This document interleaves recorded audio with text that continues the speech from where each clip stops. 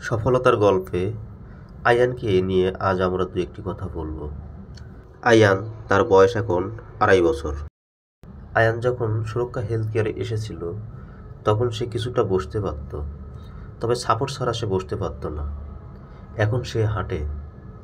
এই হাঁটার পিছনে রয়েছে মহান সৃষ্টিকর্তার অশেষ রহমত। এর পাশাপাশি রয়েছে তার মা ও সুরক্ষা হেলথ কেয়ারের ফিজিওথেরাপিস্টের অনেক প্রচেষ্টা। শুরুটা ছিল অনেক কঠিন।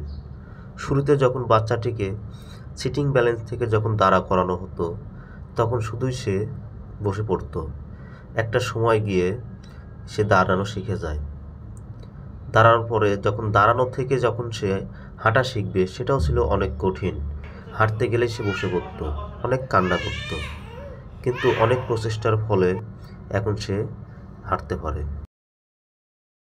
সবাই আয়ানের জন্য দোয়া করবেন। আয়ান যেন সম্পূর্ণ সুস্থ হয়ে বাড়ি ফিরে যেতে পারে।